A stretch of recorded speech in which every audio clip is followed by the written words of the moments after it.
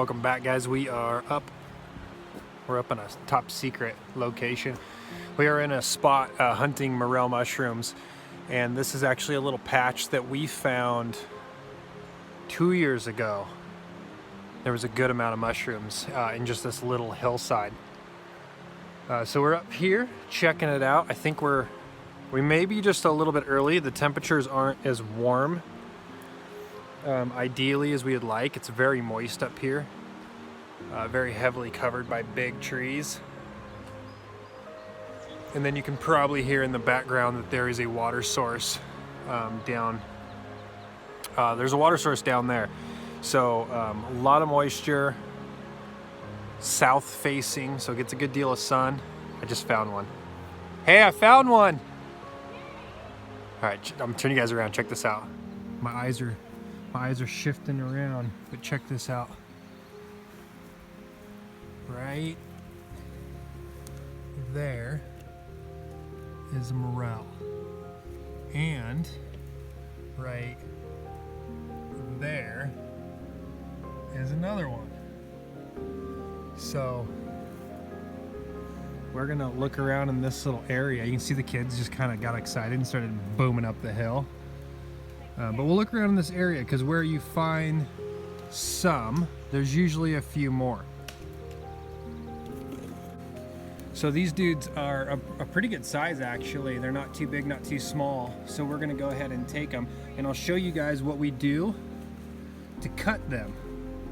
And anything and everything that I tell you guys in this video is knowledge passed on that I picked up from the Idaho hillbilly, and I'll put a link in the description below for his channel, as well as my mushroom cutting knife. This is custom made little knife that I ordered from the Idaho hillbilly. So let's get this thing harvested really quick. So what we're gonna do is we're going to just lean it back a little bit and cut down at the stem and leave stem there. We want to leave some, and what that's going to do is hey, be looking around. What that's going to do is that's going to allow more to grow back instead of ripping this whole thing out of the ground.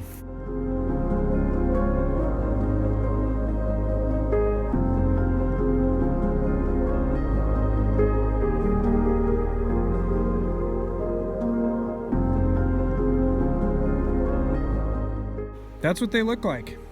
There's no other mushroom that looks like this.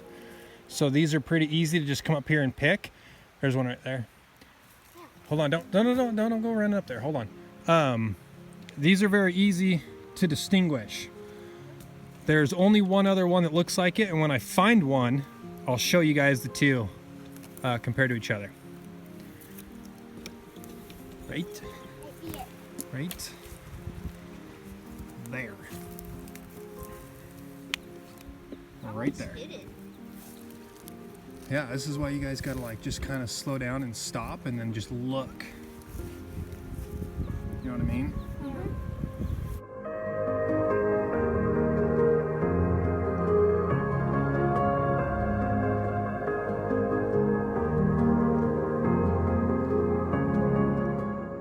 Hold on, Deegan. All right, Deegan just found one over here, so we're gonna go over here. I hear a squeaky tree. Gotta watch where you walk. When you see them, usually they kind of just keep on growing. Oh, you already got it? Yeah. Oh, okay. Told me, hold on, which way. Where was it at? Right in here. Cool. So just take the time. Take the time to just kind of sit here and look, and see if you can find more. Okay. Here's the bags that we carry them in. They're mesh bags, and the reason you carry them in these bags is so they drop spores while you're running around the woods with them. So everyone's got a different version, different fashion of these mesh bags. The kids kind of got little ones that they can carry around. I got this big black one.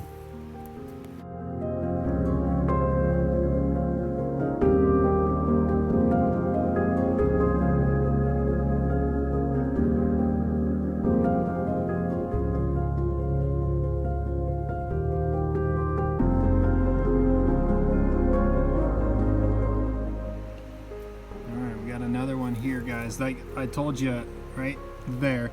Go ahead, Kins. This hillside is just littered with them. We found a bunch in here a couple years ago. We didn't wind up going last year because Shelby was pregnant. So we didn't get out last year, but we're doing good this year. We're off to a good start. This is our like third day of actually going. Back up a little bit, right there.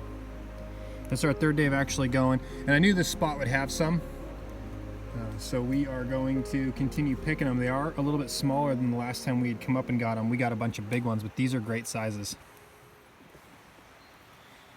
All right, guys, I think I found the other mushroom that looks like a morel somewhat. Right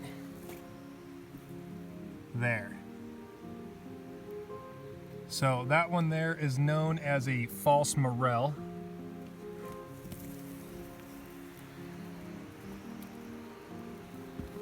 And when they get a little bit bigger, they kind of look a little bit more like them, but they're very distinct between the two. So you can see the difference there. One looks like kind of cat brains, whereas the other one's a little more honeycomb looking.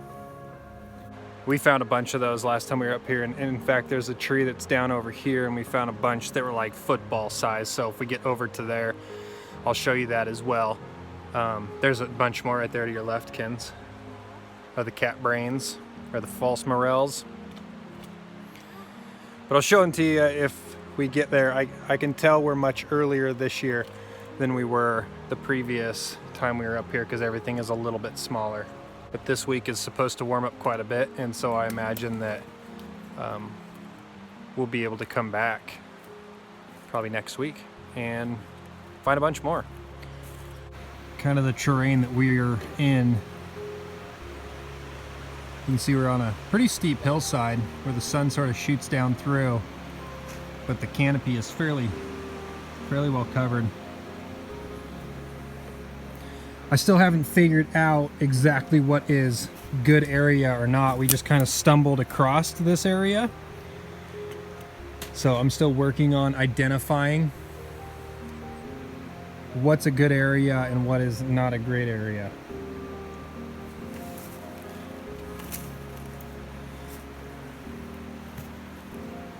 One thing cool about this area is there are a lot of mushrooms in general, lots of different kinds of mushrooms, so not just morels, but fungi.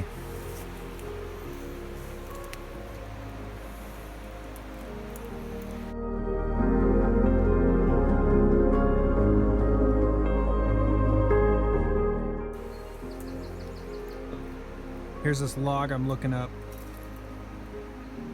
in this area, and you can see here are some big cup mushrooms. Right, so we're in the neighborhood. Mushrooms are growing, so mushrooms grow, right? That's kind of the point.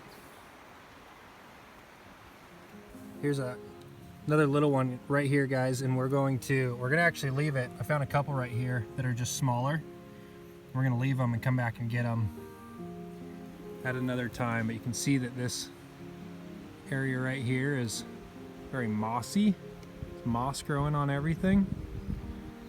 Lots of down dead trees kind of in this area. And then we are right at the base of a big fir tree, or a little fir tree. Okay, I'm coming down in a second. So these mushrooms grow in all sorts of different areas, but I wanted to show you guys the area in which I'm finding them to help you to identify kind of the same areas.